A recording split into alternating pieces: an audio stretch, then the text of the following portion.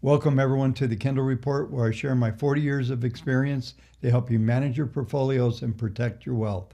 Remember to subscribe, hit the like button, and share these videos. Yesterday's action started off on a very weak note after another 3 million people have filed for unemployment, pushing the numbers up between 36 and 37 million people out of work. Markets reacted very negatively, but something interesting happened shortly after the open. All of a sudden, the bank stocks made a big turnaround, leading the way up for a massive reversal rally, with the Dow Jones being down over 400 points to finish up over 300. This phenomenal turnaround seemed really odd since nothing really had changed. There were still 37 million people unemployed. The economy was getting weaker. California was still going to be shut down. But meanwhile, the bank stocks of all stocks to rally are the ones that led the way off the lows.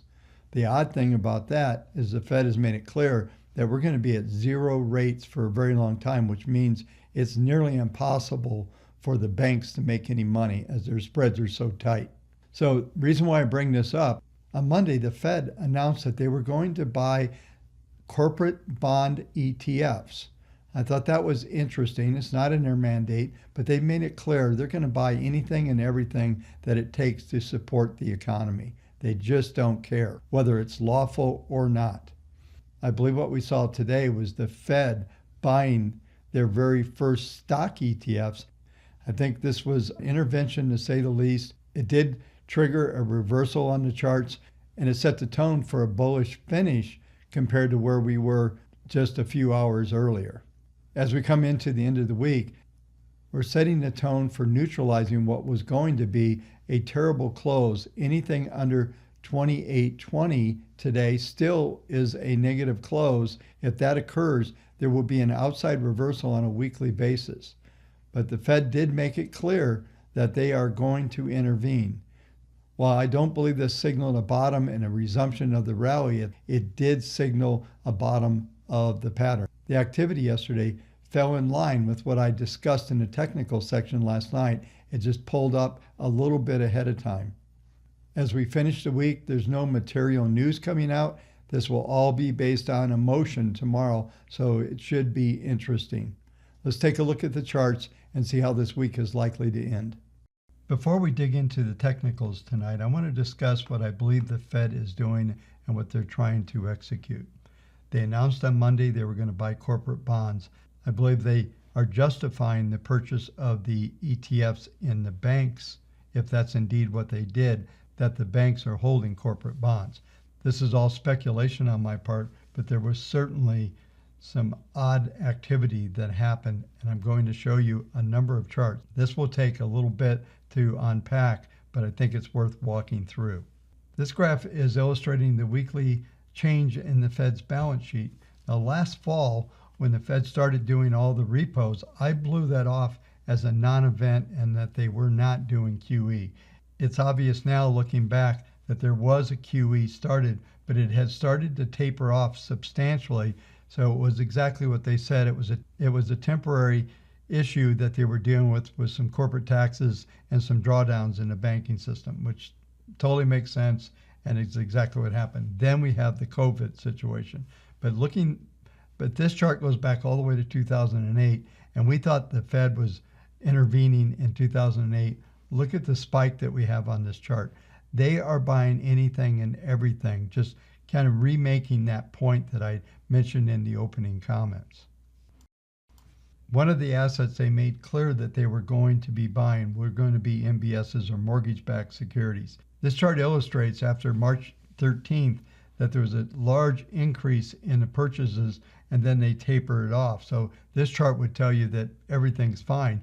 And in fact, in the mortgage-backed securities market, things have stabilized substantially. The issue is still going to be in the corporates. It looks like multifamily is doing well. It may be other types of corporate mortgages that may come into question. But this chart suggests that they've tapered this off substantially. The last table is something that I want all of us to be watching, so make sure you comment if you see any activity in any of these symbols.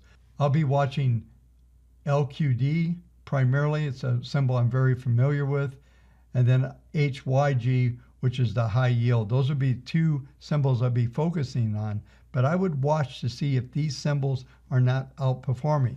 Maybe there's a Warren Buffett trade here. Buffett is famous for getting government backing on his trades, like with Goldman Sachs and Bank of America back in 2008. This may supply that same type of backstop. I'm not suggesting that these are a buy, but you certainly should watch them. This is going to tell us what type of activity we're seeing with the Fed. So in summary, the Fed has made this commitment. They're not going away. They're going to continue to backstop this economy. So that tells you that bid that I talked about in the technical section last night maybe was just the Fed, but it also had a lot to do with the moving averages and the patterns that I was discussing. Let's take a look at the charts now and see exactly what they're telling us. The first chart I'm going to look at, this is a 1-minute graph of the Vanguard Financial ETF. Right after the decline early in the session, you'll see our models picked up a buy right here early, and the market rocketed off the lows. Within the next hour, it was trading virtually where it would stay for the rest of the session. So something came in big here. You can see gaps on a 1-minute chart. This is an interesting trading chart. There's several examples of this, but I just want you to see this looks like one of the ETFs they may be intervened in. This is a highly liquid ETF. Before digging into the technicals, I want you to see the logic that we have. There's some way I've got to figure out how to get a platform that you folks could have access to this. The investment advisors that we work with are never going to use something like this, but it's very valuable. So there were, I believe, 9 trades that came off the 1-minute chart here. I'm going to draw these in. There's one here off of the lows. The second one was here. The third one around little after 8:30, exited here. Then another entry. All of these were profitable trades. It was a phenomenal day to be scalping in this market. So there's trade 1 here, trade 2, trade 3, trade 4, trade 5, trade 6. So there was 6 trades. Shows you exactly how this market continued to evolve during the day. But everything rallied in that first hour. From 7 to 8 was the bulk of the rally, especially in the financials. But this also illustrates exactly how the S&P was being affected. Looking at the S&P futures chart, we did trade down substantially early in the session, but we remained above that 40-period moving average. And that's been a focus of mine over the last several days, as this 40-period moving average, the green line, is turning up substantially. That was going to be the support line for this pattern. It still is likely to be the main support line, even though we saw a reversal yesterday. We're most likely to remain in a sideways pattern. I don't think this market is just going to scream off to new highs because of what happened yesterday. As I mentioned in the opening comments, I do believe there was a price low rendered yesterday. There's several key numbers that we're going to need to watch to determine whether the market will re-enter back into an uptrend. This market is likely to continue in a sideways choppy range between 2740 and the 2988 level, which is currently the 200-day moving average. Even if the market were to render a new high from this pattern, we'd probably fail. It wouldn't break out to the upside. We're still looking at a corrective phase here. The PPMs have turned up, but they're not in the positive configuration that's likely to set up the next rally from this position. So expect just sideways, lots of noise. The key number is going to be 2884 on the upside, and on the downside, 2828. That is the key pivot. If we close under 2828, that will confirm an outside reversal to the downside. The final market that we'll cover tonight is the gold market.